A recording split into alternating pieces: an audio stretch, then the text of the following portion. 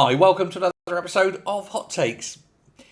One of the side effects of having a Islamo-fascist win the mayoralty of New York is what happens to people with money. Well, within hours of taking over, he's insisting that street vendors now have to give 20% of what they earn to the local street people. If they are people like, for example, you get your hot dog salesman or your pretzel boys, they have to give 20% over to the homeless and the hungry on the streets, he said. It's already facing a challenge in the courts. He can't win that one.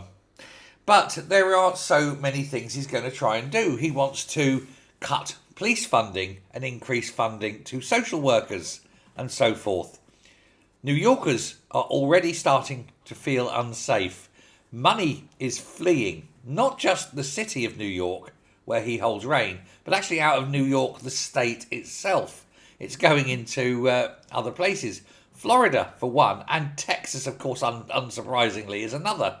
People are decamping. The number of high-value properties that have hit the market almost immediately has been astonishing.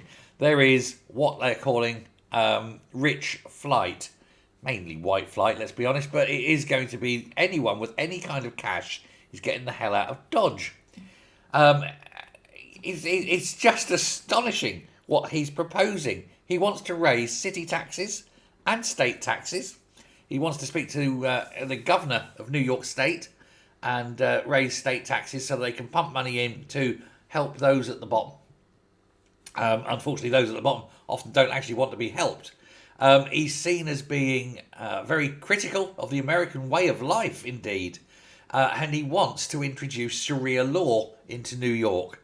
No shit, didn't mention that when he was being elected, did he? Already there are deep rumblings, and it's expected that there will be many, many court challenges against not just his policies, but against him personally. They're saying that this is anti-American, anti-constitutional, etc., etc. I think he's going to have a lot of problems. I don't think he's going to be a good mayor. I think he's going to have a nightmare. Boom, boom. And even more so if businesses close up and leave. See, the trouble with these Islamo-fascists is they think that they're in control. But actually it's the money men that are in control. And the money men, well, they can do anything they like. And if he upsets the unions in New York, God help him. That's all I can say. There's a lot of people with very vested interests. Thanks a lot.